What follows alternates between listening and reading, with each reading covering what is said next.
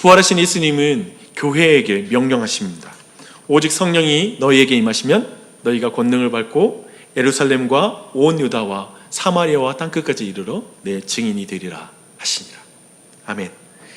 우리는 사도행전 1장부터 12장까지 복음이 어떻게 예루살렘을 넘어 온 유대까지 흘러갔는지, 그리고 사마리아를 넘어 땅끝까지 증거되었는지에 대해서 살펴보았습니다.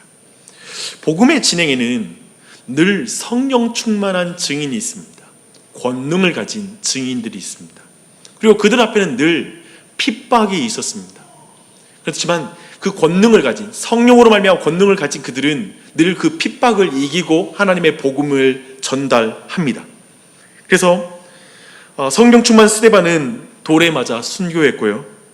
그리고 빌립은 핍박 중에 사마리아 성과 에디오피아 내시에게 복음을 증언합니다. 그리고 베드로는 고넬료의 회심에서 쓰임받고 있고, 핍박자 사울을 하나님께서 변화시키셔서 이제 그를 증거자로, 증인으로 삼으시는 것을 우리는 보았습니다. 그런데 13장부터 사도행전에 거대한 전환점이 일어납니다. 안디옥 교회가 이방 세계에 복음을 전하는 일에 바나바와 바울을 따로 세우는 것을 우리는 보게 됩니다. 이때까지 복음이 이방인에게 증거된 적이 한 번도 없었던 것은 아닙니다. 이방인들에게 복음은 증거되었죠. 하지만 이방인들에게 온전하게 헌신하여 이방인 선교의 비전을 가진 그런 사역자들이 세워져서 사역을 감당한 것은 아니었습니다. 그런 의미에서 이제 바나바와 바울이 세워져서 이방 세계를 향하여 복음이 증거되는 그 일이 시작되는 것입니다. 그래서 사도행전 13장 1절부터 3절은 그 중대한 그 사역에 쓰임받는 사역자들을 준비시키는 그 교회를 우리가 만나게 됩니다. 그래서 안디옥 교회와 그리고 이 사역에 쓰임을 받게 되는, 이 중대한 걸음을 내딛게 되는 바울과 바나바, 이 두 덩어리의 이야기가 오늘 제가 나누고 싶어하는 하나님의 말씀의 중요한 줄기입니다. 늘 그랬던 것처럼 이 하나님의 말씀은 지금 이곳에서 우리 모두에게 하나님의 큰 위로가 될 줄 믿습니다. 또 코로나19로 인해서 믿음이 약해진 그 마음들을 강건하게 만들어주는 말씀의 은혜가 있는 줄 믿습니다. 그 큰 은혜 가운데 거하기를 바랍니다. 사도행전의 저자 누가는 안디옥 교회의 지도자들을 독특하게 설명함으로 이제 소개하고 있습니다. 가장 먼저 소개한 유대인 바나바는 키프로스 섬 태생의 유대인입니다. 레위인이죠. 그리고 두 번째 시므온이라는 히브리식 이름을 가진 니게르 사람이라고 하죠. 니게르라고 부르죠. 그것은 흑인이라는 말이기도 합니다. 세 번째 지도자인 루기오도 북아프리카에서 온 구레네 사람입니다. 분봉왕 헤롯의 젖동생 마나에는 아마도 헤롯 안디바와 함께 자라난 친밀한 친구였을 것입니다. 마지막으로 사울은 겔리기아 다소 지방에서 성장한 그런 또한 유대인이기도 합니다. 그리고 굉장히 유대의 히브리인 중에 히브리인이라고 불릴 수 있는 그런 유대교에 깊이 심취한 사람이었습니다. 지금 안디옥 교회의 이 모든 지도자들은 인종적으로, 문화적으로 굉장한 다양한 배경을 가지고 있는 그 사람들로 구성된 교회라는 것을 우리는 알 수 있습니다. 오늘날로 말하면 안디옥 교회는 다문화 교회, 그리고 다민족 교회, 인터내셔널 처치라고 말하잖아요. 국제 교회, 여러 민족의 사람들이 모인 교회라고 말할 수 있습니다. 아마도 한국인으로서 우리 모두는 이런 어떤 다양한 민족의 구성원이 가진 그런 교회에 우리는 속해 본 적도 없고, 또 여러 다양한 문화에서 온 사람들을 만난 적, 그것도 별로 없을 거라고 생각합니다. 그래서 이런 교회가 굉장히 생소하죠. 또한 생소할 뿐만 아니라 이런 교회가 가능합니까? 라고 물어볼 수 있는 그런 구성원을 가진 그런 교회라고 이해할 수 있습니다.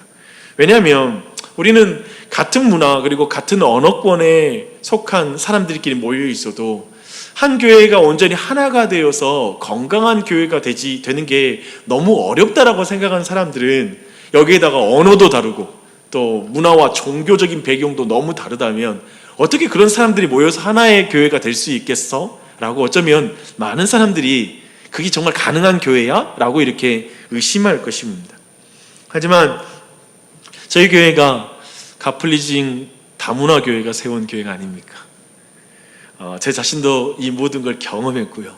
그래서 아마도 우리에게는 이 내용이 좀 새롭게 그리고 좀 더 이해하는데 훨씬 수월할 것 같습니다. 아마 그런 부분들은 좀 말씀 후반부에서 다시 한번 나누도록 하겠습니다. 근데 이 다민족 교회인 안디옥 교회가 어떤 교회인지, 실제로 이 교회가 어떻게 그 교회가 하나가 될 수 있는지 그것을 보여주는 사건이 일어납니다. 성령 하나님이 내가 불러 시키는 일을 위하여 바나바와 바울을 따로 세우라고 이렇게 말씀하고 있는 것입니다. 안디옥 교회는 금식하고 기도함으로 하나님의 뜻을 분명하게 확인했을 것입니다. 그리고 금식하고 기도함으로 세워진 바나바를 위해서 기도했을 것입니다. 그리고 안수하여 그 둘을 파송합니다. 크게 보면 사도행전의 이 두 번째 장이라고 말할 수 있는 이 13장의 이 시작은 굉장히 쉽고 경쾌하게 시작을 하고 있어요. 가볍게 시작해요. 지금 역사적인 이방 세계를 향한 발걸음은 안디옥 교회의 그 적극적인 순종 가운데 매우 그 발걸음이 가벼워 보여요. 이게 지금 13장 1절부터 3절의 그런 분위기입니다.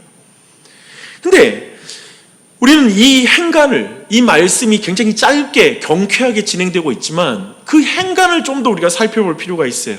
그때 우리는 안디옥 교회와 그리고 바나바와 바울에 대해서 좀 더 깊이 이해할 수가 있습니다. 우리는 바나바와 바울이 안디옥 교회에서 어떤 위치였을지 한번 생각해 보십시오. 충분히 짐작할 수 있죠. 그들은 안디옥 교회가 가장 아끼는 지도자였을 것입니다. 그리고 안디옥 교회가 이 두 분은 우리 교회의 가장 중요한 분들이야, 우리 교회에서는 기둥과 같은 분들이야 라고 말할 수 있는 그런 위치였을 것입니다. 만약에 하나님이 구체적으로 이름을 말하지 않고 이렇게 말했다고 생각해 보십시오. 내가 불러 시키는 일을 위하여 사람을 따로 세우라 라고 말했다면 안디옥 교회는 어떻게 반응했을까요? F.F. 브루스라는 신학자는 이렇게 답합니다. 그랬다면 따로 세워도 교회에 전혀 영향이 없는 사람은 누구일까? 라고 생각했을지 모른다. 어떤가요? 이렇게 하지 않았을까요? 좀 따로 세워서 이제 파송해도 크게 교회에는 어떤 전혀 영향이 크게 미치지 않는 사람 누구일까? 그렇게 생각했을 거라고 생각하는데 정말 어쩌면 너무나 당연한 생각이라고 생각이 듭니다. 교회 내부의 사정을 그러나 다 아시는 성령 하나님은 핀셋 인사를 하십니다. 이 표현을 아시죠? 교회가 가장 아끼고 사랑하는 두 사람을 따로 정확하게 이름을 불러가면서 정확히 지정하면서 바나바와 사울을 따로 세워 그들을 내가 그들에게 시키는 일을 위하여 파송하라고 말씀하고 있는 것입니다. 그런데요, 안디옥 교회가 이 핀셋 인사, 어쩌면 자신의 교회에 가장 아끼고 가장 중요한 두 사람을 이제 따로 세워서 파송하는 그 일에 순종하게 됩니다. 이렇게 보면 안디옥 교회가 어떤 교회인지를 우리는 선명하게 알 수가 있습니다. 어떻게 다민족, 다문화 교회가 하나가 되어 역사적으로 너무나 중대한 발걸음을 내디딜 수 있을까? 생각해보면 바나바와 바울을 파송하는 일에 교회가 회의를 하면 분명히 의견이 갈리는 일이에요. 그리고 교회가 어쩌면 분열할 수 있는 문제예요. 바나바와 바울을 우리가 결정해서 보낸다면 그것은 사람들의 마음을 더욱 나뉘게 하는 일인 것이죠. 성경은 안디옥 교회가 이 성령 하나님께 순종하는 교회였다라고 우리에게 분명하게 말하고 있습니다. 성령 하나님께 민감한 교회였고 그뿐만 아니라 성령 하나님께 순종하는 교회였습니다. 그들의 금식과 기도는 안디옥 교회가 그들의 지혜와 그들의 능력을 의지하지 않고 철저하게 자신들은 무지하고 무력한 존재로서 우리는 오직 하나님만 의지합니다. 하나님만 신뢰합니다. 하나님의 지혜가 필요합니다. 이 일은 우리의 인간적인 생각으로 행하는 게 아닙니다. 라는 그 신앙의 고백입니다. 그것이 행위로 나타나는 것입니다. 철저히 자신들은 무력하기에 하나님께 의존된다는 것이 바로 금식과 그리고 기도를 통해서 분명히 드러나고 있습니다. 그들이 믿는 건 선명한 거예요. 이걸 주목하셔야 돼요. 이게 교회예요. 그들은 이걸 믿는 것입니다. 교회의 주인은 영웅적인 사역자가 아니라 예수 그리스도신 것을 믿습니다. 교회를 세우시는 분은 성령 하나님이시지 어떤 사람도 아닌 것을 믿습니다. 이게 지금 안디옥 교회와 그리고 모든 사역자가 가지고 있는 믿음인 것입니다. 그게 교회가 가지고 있는 믿음이었어요. 삼위일체 하나님에 대한 믿음이 있을 때 교회는 또한 하나가 됩니다. 교회를 하나로 만들 수 있는 것은 어떤 회의도 아니에요. 어떠한 서로의 타협도 아니에요. 교회를 하나 되게 하는 것은 삼위일체 하나님이십니다. 바울은 특별히 예배소 교회를 향하여 나중에 이렇게 말합니다. 평안에 매는 줄로 성령이 하나 되게 하신 것을 힘써 지키라. 몸이 하나요 성령도 한 분이시니 이와 같이 너희가 부르심의 한 소망 안에서 부르심을 받았느니라. 주도 한 분이시요 믿음도 하나요 세례도 하나요 하나님도 한 분이시니 곧 만유의 아버지시라. 만유 위에 계시고 만유를 통일하게 하시고 만유 가운데 계시게 하신다. 교회를 하나 되게 하여 역사적인 중대한 발걸음을 떼게 하는 것, 교회 안에 가장 중요한 인사를, 인적 자원을 외부로 흘리는 일을 수행하게 만드는 일에 교회를 하나 되게 하는 것은 성령 하나님이십니다. 오직 부르시는 분이 한 분이시고 그리고 그 교회를 통일되게 하시는 분도 한 분이십니다. 한 주님이십니다. 그래서 교회는 그거예요. 교회는 그 한 분 주님, 그 삼위일체에 대해서 온통 마음이 빼앗기고 그분을 믿을 때에만 교회가 하나가 되어 이 역사적 중대한 걸음을 뗄 수 있다는 것입니다. 주목하십시오. 안디옥 교회는 교회의 가장 중요한 인적 자원을 흘리는 일에 하나가 됐어요. 성령님은 바나바와 사울을 어디에 보낼지 구체적으로 말하지 않아요. 그래서 마치 아브라함에게 내가 내게 지시할 땅으로 가라 라고 명령하셨던 것과 비슷해요. 어디로 갈지 먼저 말씀 안 하세요. 무엇이 강조됩니까? 아브라함과 안디옥 교회 모두에게 그저 하나님의 말씀을 믿으라는 거예요. 부르신 주님을 신뢰하라는 거예요. 그 믿음으로만 나아가라는 것입니다. 계산이 아니에요. 그것이 바로 교회입니다. 그것이 바로 그리스도인입니다. 부르신 분이 책임지는 게 교회예요. 아멘.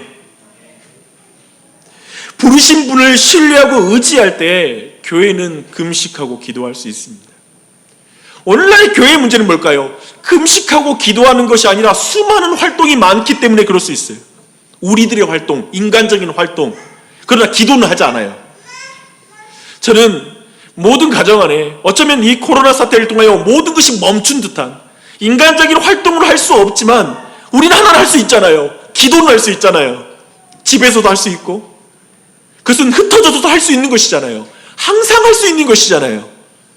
금식과 기도로 교회를 세우는 법을 배우는 기간이 아닐까 싶습니다. 더욱 기도하십시다. 그 가운데 교회를 세우는 것이죠. 철저하게 부르신 분을 의지하고 신뢰하는 것, 그것을 보여줍니다. 사실 오늘 본문 직전에 12장 25절은 바나바와 사울이 부조하는 일을 마치고 예루살렘 교회에서 돌아왔다라는 것으로 또한 마치는 것을 보게 됩니다. 이 일은 예루살렘 교회에 기근이 닥친 거예요. 근데 그 극심한 경제적 궁핍함을 보고 안디옥 교회, 저 이방인들이 중심이 된 이 교회에서 거기에 물질적인 부조를 한 거예요. 돕는 거예요. 즉 물질적으로 흘리는 것입니다. 그리고 바로 이어서 안디옥 교회는 인적 자원을 흘리는 것을 결정하는 거예요. 사실 교회가 이 두 가지 하는 게 쉽지가 않죠. 자신들의 물질을 나누는 거, 그리고 가장 소중한 사역자를 나누는 거, 이 일을 하는 일에 있어서 안디옥 교회가 하나가 되어 순종한 것입니다. 분명히 그들은 성령님의 말씀에 따라서 물질을 나눴을 것이고요, 성령님의 감동으로 하나님의 말씀 가운데 분명하게 이렇게 인적 자원을 흘리는 일을 감당하였습니다. 이게 안디옥 교회라는 것입니다. 우리는 잘 알고 있습니다. 넉넉해서 물질을 흘리는 사람 아무도 없습니다. 안디옥 교회가 돈이 많아서 저 예루살렘 교회에 나눌 수 있었을까요? 아니요. 핍박받는 초대교회에 근본적으로 그 사회의 주도적인 사람들이 교회의 구성은 아니었습니다. 부자들의 종교가 결코 아니었습니다. 교회에 탁월한 말씀 사역자가 많아서 바나바와 바울을 파송할 수 있었을까요? 아니요. 그 당시에 좋은 신학교도 없었고, 그리고 그 당시에 어쩌면 이방인들을 위한 말씀의 사역자들은 정말 희귀했습니다. 그런 의미에서 이방인을 위한 말씀의 사역자로 귀중하게 쓰임받았던 바나바와 바울을 또다시 그렇게 파송하는 건 쉬운 일이 아니었습니다. 그렇게 안디옥 교회의 이 모습은 우리 모두에게 분명하게 교회의 본질을 말하고 있습니다. 교회는 믿음의 대상이신 삼위일체 하나님 위에 세워진다. 부르신 하나님을 믿는 만큼 교회는 말씀에 순종할 수 있다. 그리고 성자 하나님께 받은 은혜만큼 교회는 가난해질 수 있다. 성령 하나님의 손길을 느끼는 만큼 교회는 담대할 수 있다. 잘 보십시오. 말씀에 순종한 교회가 강한 교회입니다. 금식하고 기도하는 교회가 능력 있는 교회입니다. 가난해질 수 있는 교회가 부자 교회입니다. 저는 나주혁신 장로교회가 안둑교회의 이 믿음을 가진 교회가 되기를 축복합니다.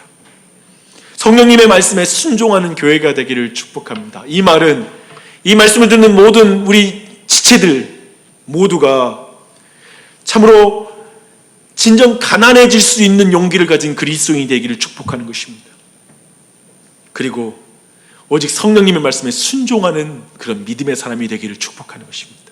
그 은혜가 있기를 바랍니다. 이제 이 거대한 전환의 쓰임을 받은 성령 충만한 바나바와 바울, 이 두 사람을 볼 차례입니다. 두 사람은 1차 선교여행을 시작합니다. 먼저 바나바의 고향인 구브로로 향합니다. 이후 비시디 안디옥과 이고니온에서 복음을 전합니다. 그리고 오늘 본문인 14장 8절부터 루스드라에서 복음을 전합니다. 루스드라의 사건은 매우 흥미로운 내용입니다. 바나바와 바울은 나면서부터 걷지 못한 사람을 일으키는 그런 기적을 행합니다. 외쳐서 일으키는데요. 이것은 사실 누가가 의도적으로 사도행전 3장을 연상시키면서 이 내용을 진행하는 것을 보게 됩니다. 3장에 무슨 내용이 있죠? 이제 베드로와 요한이 성전에 들어가 기도하러 올라갈 때 성전 미문 앞에 나면서부터 못 건넨 일을 일으키는 사건이 있죠. 그때에도 베드로와 요한이 주목하여 보고 나서 나사렛 예수 그리스도의 이름으로 일어나라 라고 외쳐서 그를 일으킵니다. 이번에도 바나바 바울이 이방인의 땅 루스드라에 있는 날 때부터 앉은 병인을 주목하라는 표현을 쓰거든요. 그리고 큰 소리로 내 발로 바로 일어서라 라고 외침으로 그를 일어나게 합니다. 그런데 반응은 완전히 엇갈려요. 예루살렘에서는 사람들이 베드로가 신적 치유의 대행자로서 그 일을 행했다라는 것을 알고 있다면, 루스드라에서는 사람들이 이들 바울과 바나바가 신이라고 말을 해요.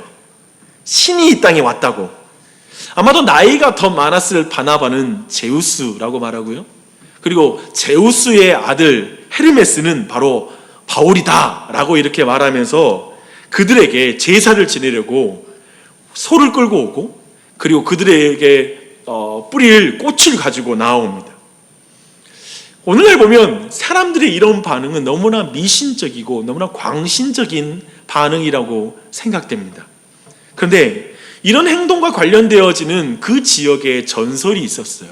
그런 전설을 이 당시보다 한 50년 전에 라틴 시인인 오비디우스라는 사람이 그런 글을 남겼습니다. 그 내용이 이래요.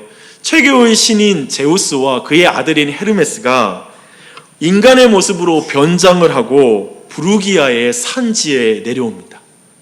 그래서 그때 사람들이 집에 머물러서 그리고 대접을 좀 그 하루를 피하고자 자신이 묵으려고 나그네 행세를 합니다. 하지만 찾는 집마다 거듭해서 반복해서 거절을 당하는 거예요.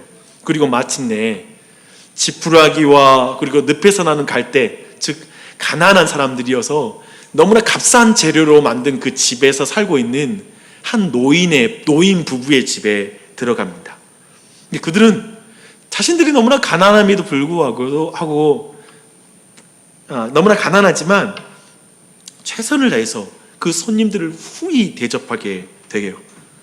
후에 그들에게 이제 제우스는 후하게 보상을 하고요. 나중에 홍수로 인해 자신을 거절했던 모든 집들은 싹 쓸어버립니다. 당시 제우스의 헤르메스를 지역의 수호신도 아마도 믿었을 이 루스드라 지방의 사람들은 이 전설을 너무나 잘 알고 있었을 거예요. 그리고 그 전설이 지금 눈앞에서 날 때부터 안진뱅이였던 사람을 일으키는 이 두 사람은 제우스와 헤르메스다. 그렇다면 과거의 사람들은, 그의 조상들은 이제 제우스와 헤르메스가 사람으로 온 것을 모르고 이렇게 집에 들어오는 걸 거절해서 벌을 받았다면, 자신들은 이 놀라운 기적을 베푼 제우스와 헤르메스에게 제사를 하고 그리고 꽃을 뿌리고 예배함으로 자신들은 그런 벌을 받으면 안 되겠다라고 생각하면서 이렇게 무시하지 않고 대접하는 것이죠. 항상 이렇게 어쩌면 그들은 늘 이 전설을 기억하며 나그네를 대접해야 된다는 걸 늘 가르쳤던 그런 문화가 그 땅에 있었을 것입니다. 바로 그런 거 안에서 이 일을 행하는 것입니다. 근데 이 일을 행하자 바울과 그리고 바나바는 옷을 찢으면서, 즉 이런 참남한 일을 행하면 안 된다고 그들을 막아서면서 옷을 찢으며 들어가서 나는 당신들과 똑같은 사람이다 라고 이렇게 말하면서 그 일을 뜯어 말립니다. 도리어 자신들은 피조물이고 창조주 하나님만을 예배해야 된다, 이렇게 헛되게 사람을 예배할 것이 아니라 창조주 하나님만을 예배해야 된다라고 이렇게 말하는 설교를 행합니다. 오늘 본문에 나오는 설교는 이방인들을 향한 사도 바울의 유일하게 기록된 설교입니다. 주목하고 싶은 것은 바나바와 바울이 사람들의 신이 되기를 거절하고 자신은 하나님의 종이라고 밝히며 주인이신 예수님의 복음을 전하고 나서 그 이후에 돌을 맞는다는 것입니다. 참 많은 것을 생각하게 하는 대목입니다. 사람들의 신이 되기보다 하나님의 종이 되기를, 종으로서의 정체성을 드러내자 돌에 맞고 있다는 거예요. 어떻게 이럴 수 있을까요? 바울은 돌을 맞으며 어쩌면 스데반을 생각했을 수도 있을 것 같아요. 그가 그런 생각을 하지 않더라도 우리는 예수님 때문에 명백하게 하나님의 종으로서의 정체성을 선택했기 때문에 이제 스데반을 돌로 치던 바울이 돌을 맞고 있다는 사실을 우리는 알게 됩니다. 또한 오늘 이 장면에서 우리 모두는 세상의 속성을 이해하게 됩니다. 자신이 원하는 것을 이루면 신이라고 떠받들다가 하나님의 종이라고 밝히자 언제든지 돌로 쳐 죽일 수 있는 그런 사람들로 변하는 것이죠. 철저하게 이 세상의 변덕스러움을 보십시오. 이런 모든 장면이 이 장면 안에 있습니다. 바울은 돌에 맞아 이제 성 밖에 버려집니다. 하지만 바울은 살아있었고 그는 즉시 다른 제자들이 그를 둘러서자 일어서서 돌로 친 사람들이 있는 루스드라 성에 들어갔다고 말하고 있습니다. 그리고 루스드라에서 남동쪽으로 56km 정도 떨어져 있는 더베 지역으로 이동하여 또 복음 사역을 계속 감당합니다. 여러분 보십시오. 바울의 확고부동한 충성됨과 그 성실한 복음의 사역, 어떠한 핍박 가운데 좌절되지 않는 그 사역을 주목해 보십시오. 그는 어떠한 아첨에 의해서도 취하지 않고요, 또한 어떠한 반대에 의해서도 낙심하지 않습니다. 와해되지 않습니다. 깨어지지 않습니다. 그는 굳건하게 하나님의 복음의 사역을 충실하게 감당합니다. 도대체 어떻게 이 중단 없는 사역을 바울은 감당할 수 있을까요? 바나바는 어떻게 이 사역을 감당할 수 있을까요? 이것을 주목할 필요 있어요. 바나바와 바울로 하여금 핍박 속에서도 하나님의 종으로서 충성되게 그 사역을 감당하는 것, 사람들의 신이 되기보다, 신적으로 떠받쳐지는 그런 사역자가 되기보다 스스로가 하나님의 종으로서의 그 사역을 감당하게 하는 그 이유는 무엇일까요? 21절부터 23절에 그 답이 있습니다. 함께 읽어보겠습니다. 시작. 복음을 그 성에서 전하여 많은 사람을 제자로 삼고 루스드라와 이고니온과 안디옥으로 돌아가서 제자들의 마음을 굳게 하여 이 믿음에 머물러 있으라 권하고, 또 우리가 하나님의 나라에 들어가면 많은 환난을 겪어야 할 것이라 하고, 각 교회에서 장로들을 택하여 금식 기도하며 그들이 믿는 주께 그들을 위탁하고. 아멘.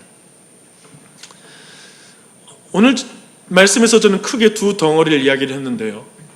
안디옥 교회를 주목했고요. 즉 정말 물적인 자원과 인적 자원을 나누는 그 일을 어떻게 그렇게 거침없이 가볍게 안디옥 교회는 순종하여 행할 수 있었을까? 그 이유를 첫 번째 단락에서 살펴보았고, 이제 바나바와 바울이 어떻게 모든 환난 가운데서도 굳건하게 하나님께 충성되게 그의 사역을 감당할 수 있었을까? 그 이유 또한도 살펴보게 됩니다. 그 이유는 사실 동일한 이유입니다. 동일한 믿음 때문에 그런 걸 우리는 오늘 말씀 안에서 확인하게 됩니다. 보십시오. 바나바와 바울은 각 교회에서 장로들 택하여 금식 기도하며 그들이 믿는 주께 그들을 의탁한다라고 말하고 있습니다. 그들이 믿는 주께 의탁한다. 어떻게 이제 시작한 교회를 어쩌면 그렇게 짧게 머무르고 그리고 지나갈 수 있을까요? 어쩌면 마치 아까 안디옥 교회가 어떻게 그 중요한 바나바와 바울 사역자를 보낼 수 있었을까? 어쩌면 너무나 다른 것 같이 보이는 것이지만 어쩌면 이 내용들은 동일한 믿음 때문에 그것이 가능한 걸 보게 됩니다. 누구에게 교회를 의탁합니까? 그들은 모두 그들이 믿는 주께 그들을 의탁하는 것입니다. 주님께 의탁한 교회인 것이죠.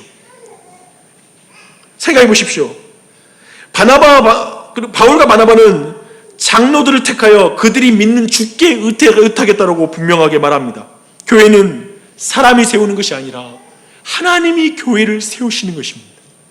삼위일체 하나님만이 교회를 교회되게 하는 것입니다. 이 사실을 믿는 것이죠. 동일하게 금식과 기도를 통해서 사람을 세워요. 철저하게 인간의 힘으로 교회가 세워지는 것도 아니고 인간의 힘으로 주님의 복음이 확장된다고 생각하지 않는 거예요. 오직 하나님과 성령 하나님께서 행하신 것이고 오직 주께 의존할 뿐인 것입니다. 그리고 그들에게 말합니다. 믿음에 머물러 있으라고 부탁합니다. 믿음에 머물러 있어라. 이것이 안디옥 교회와 바나바와 바울이 동일하게 가지고 있는 믿음이에요. 이 믿음이 바로 복음이 지금 역사 가운데 중대한 발걸음을 뗄 수 있는 그 발걸음을 갖게 하는 그 이유라는 것입니다. 한쪽은 물질을 나누고 인적 자원을 나누는 일에 순종하는 것으로 드러나고요. 한쪽은 핍박 속에서 좌절하지 않고 복음을 나누는 삶, 사람들의 신으로 떠받들여지는 부패하지 않는 사역을 행하며 겸손하게 끝까지 타락하지 않고 하나님의 일을 감당하게 하는 그 능력이 어디서 나오느냐? 그리고 그 이유가 무엇이냐? 오직 교회는 하나님이 세우십니다. 그 동일한 믿음 속에 있는 것입니다. 믿음에 머물 때에만 그 일이 가능한 거예요. 우리는 역사 속에 거대한 전환, 중대한 진보에 쓰임받은 안디옥 교회와 바나바와 바울을 오늘 살펴보았습니다. 우리가 이 말씀 앞에 어떻게 서야 할지 한번 생각해 보면 좋겠습니다. 우리가 이 말씀 앞에 어떻게 나아가야 될까요? 성령 하나님은 지금 우리가 처한 상황 속에 무엇이라고 말씀하고 계십니까? 코로나로 인하여 여러 가지로 생활이 불편함이 있고 그리고 교회로 하여금 모여서 예배하지 못하는 이 상황에 있으면서 우리 모두는 무슨 생각을 합니까? 좀 도전하고 싶습니다. 성령 하나님은 여러분께 뭘 말씀한다고 믿으십니까? 여러분, 성령 하나님의 음성을 듣는, 주님의 마음을 정말 듣는 그런 예민한 그런 심령을 가지셨습니까? 다시 한번 주님이 우리 각자에게 뭘 원하시는지를 말씀 안에서 성령의 도우심 가운데 발견하는 은혜가 있길 바랍니다. 그게 너무나 필요해요. 이 상황 속에 하나님은 우리 교회에 뭘 행하기를 원하실까요? 어떠한 삶을 살아가기를 원하실까요? 그리고 우리 각자는 이러한 시대에서 어떠한 증인의 삶을 살아가야 될까요? 나는 어떠한 사람으로 삶을 살아가야 될까요? 한번 돌아봤으면 좋겠습니다. 이런 여러 가지 코로나 사건으로 인하여 시간이 길어지니까 교회들이 갈수록 좀 불안한 것 같습니다. 어떤 불안함일까요? 교회 이제 예배하자고 모이지 못하니까 사람들의 믿음이 얼마나 약해질 거에 대한 두려움도 있고요. 그리고 공동체가 하나가 되지 못하고 이제 뿔뿔이 흩어져서 깨어질 것에 대한 두려움, 수많은 두려움들이 지금 한국교회 안에, 조국교회 안에, 그리고 우리 안에 있을 수 있습니다. 그러나 주님, 이 상황 속에서 우리 온 교회가 주목하고 봐야 될 것은 교회가 누가 주인인지를 주목해야 됩니다. 하나님께서, 삼위일체 하나님께서 교회의 주인인 것을 믿어야 됩니다. 그 믿음 안에 머무는 것이죠. 오직 성령 하나님이 하나 되게 하신 것을 결코 이 세상이 깨뜨릴 수가 없습니다.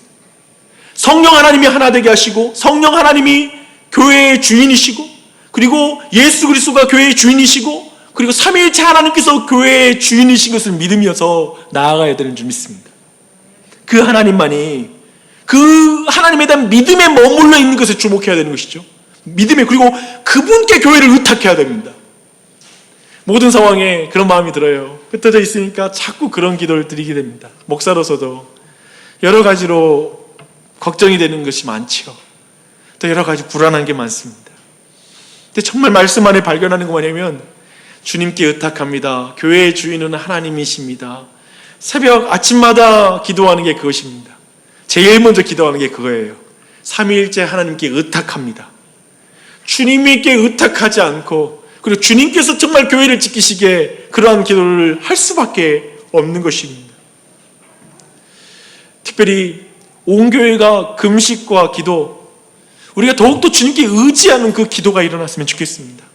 이 한 주는 우리가 고난주간 기도회로 가지려고 해요. 여튼 이 기회를 통하여 더욱 우리가 기도하기를 원하는 것입니다. 더욱 힘써 기도하며 성령께서 하신 말씀을 순종해야 될 것입니다. 우리가 기도하고 하나님께 의탁하지 않고 성령님의 그 마음의 감동을 깨달을 수도 없고 그 일을 감당할 능력조차 없습니다. 그렇다면 우리가 뭘 주님이 원하실까요? 저는 다시 한번 이 말씀 안에서 우리는 발견합니다. 안디옥 교회에서 우리가 발견하는 것은 첫 번째는 물질을 나눌 수 있는 교회입니다. 예루살렘 교회가 어려운 일을 당했을 때 기꺼이 그 일을 위하여 형제 사랑의 마음으로 물질을 나누는 안디옥 교회, 물질을 흘리는 그 교회. 성령님은 분명히 이 코로나 상황 속에서도 경제적으로 어려움을 당한 사람들, 환난을 당한 어떤 교회들, 그 교회를 향해서 우리의 물질을 흘리는 것을 기뻐 받으시는 줄 믿습니다. 확신합니다. 그들의 환난 가운데 특별히 고린도후서 2장에는 마게도냐 교회가 또 예루살렘 교회를 힘껏 돌보았던 일들을 말하고 있는데, 연보했던 일을 말하고 있을 때 그때 이렇게 표현해요. 마게도냐 교회는 환난의 많은 시련 가운데 넘치는 기쁨으로 극심한 가난 가운데 속에서도 풍성한 연보를 드렸다라고 말하고 있습니다. 어떻게 물질을 나누는가요? 자본주의 세상에서 사실은 우리 모두 부족하잖아요. 그렇습니다. 우리 모두 궁핍하고 힘이 듭니다. 근데 어떻게 여기서 우리가 더 나누란 말입니까? 사실은 그 액수의 문제가 아니라 우리 모두에게, 마게도냐에게 교회에게 있었던 그 은혜, 안디옥 교회에 있었던 그 은혜가 있기를 바랍니다. 그 복음 안의 은혜. 참으로 교회가 넉넉할 수 있고 가난해질 수 있는 이유는 뭐냐면, 하나님이 우리를 채워, 삼위일체 하나님이 우리를 경제적으로 보호하셔, 삼위일체 하나님께서 우리를 넉넉히 보호해 주셔, 그리고 공급해 주셔. 이 사실을 믿을 때에만 교회는 가난해질 수 있습니다. 이 용기를 가지시길 바랍니다. 힘써 나누며 이 고난의 주간에 기도하며 금식하며 그리고 나서 주님 풍성한 연보를 나눌 수 있는 교회가 됐으면 좋겠습니다. 기쁘게 그 일을 감당하십시오. 부담되면 하나도 안 해도 돼요. 부담되면 하지 않는 게 맞아요. 근데 주님이 주신 은혜 안에서만 행하십시오. 왜냐하면 이건 성령 충만함으로만 감당할 수 있는 일입니다. 은혜로만 감당할 수 있는 일입니다. 기도와 금식을 통해서만 감당할 수 있는 일입니다. 바로 그것이 안디옥 교회가 물질을 나눔으로 교회를 섬기는 교회였다는 그 의미입니다. 또한 인적 자원을 나눌 수 있는 교회로 이 교회가 섰으면 좋겠습니다. 제가 가플리진 교회를 보면서 그런 생각이 들었습니다. 참 놀라운 교회였어요. 캄보디아 사람, 베트남 사람, 그거 아십니까? 베트남하고 캄보디아 사람들이 그 가까운 국경을 닦고 있는데요, 약간 가까운 나라끼리 사이 안 좋잖아요. 처음에 왔을 때 캄보디아 사람하고 베트남 사람들이 서로 막 째려보고 싸우고 별로 이렇게 사이가 안 좋더라고요. 저는 근데 그 교회에서 복음 안에서 그 사람들이 화해하고 정말 절친한 친구가 되는 걸 봤습니다. 정말 많은 걸 봤어요. 그리고 저는 그 교회에서 다른 것도 봤습니다. 최용진 목사님이 창립한 그 사역자로서 이제 그 교회를 다른 분에게 위임하고 또 다시 선교지로 나아가는 장면을 봤습니다. 그때 최용진 목사님이 제게 했던 말씀을 잊을 수가 없습니다. 아니, 왜 그렇게 할 수 있는지, 어떻게 그렇게 할 수 있는지 여러 가지로 물어봤는데 이런 표현을 썼습니다. 이 교회는 내 교회가 아니다 라는 것이었습니다. 교회는 누구의 교회죠? 삼위일체 하나님의 교회이죠. 그렇게 하나님의 인도하심 앞에 반응할 수 있고 성령님의 인도하심에 반응할 수 있는 교회, 우리 교회 또한도 그러한 교회가 되어야 될 것입니다. 하나님이 나주혁신 장로교회의 주인입니다. 나주혁신 장로교회의 주인이 하나님인 걸 믿을 때에만 인적 자원을 나눌 수 있습니다. 즉 내 자신의 은사를 나눌 수 있어요. 좁게 우리가 적용하자면 내게 있는 은사, 시간을 나누고 내 몸을 나누고 삶을 나눠서 다른 사람을 돌볼 수 있습니다. 동일하게 우리에게 너무나 소중한 사람 또한도 나눌 수가 있는 것입니다. 그게 바로 교회입니다. 그게 바로 성령 충만한 교회입니다. 그게 바로 안디옥 교회의 모습이었고 우리가 추구하는 교회입니다. 이 세상의 인정이 아니라 하나님의 종으로 사는 삶, 그런 삶을 사십시오. 세상 사람들 모두 이 세상 사람들 앞에서 신처럼 떠받들여지기 원하잖아요. 요즘 사람들은 탁월하면 신이라고 불러요. 축구에도 신이 있고요, 여러 분야의 신이 있습니다. 그런 명성을 얻는 것, 인정받는 걸 누가 싫어합니까? 그러나 바나바와 바울은 사람들의 신이 되기보다 하나님의 종이 되는 길을 선택합니다. 그 길을 걸어서 돌에 맞고 핍박을 당해도 그의 삶에 전혀 와해되지가 않습니다. 위축되지 않습니다. 이 마지막 시대에 우리가 추구하는 교회와 우리가 소망하는 신자는 바로 사람의 인정이 아니라 하나님의 종으로서 살아가는 삶, 그것이 바로 우리가 추구하는 삶이고 그것이 우리가 추구하는 사역자이고 그것이 우리가 추구하는 믿음의 삶인 줄 믿습니다. 그런 가운데 이 교회가, 우리 모두가, 온 가정이 거대한 전환 가운데 쓰임받는 은혜, 중대한 믿음의 걸음에 쓰임받는 가정, 믿음, 교회, 사역자 모두가 되기를 축원합니다. 그렇게 하나님이 사용하실 거예요. 기도하시겠습니다.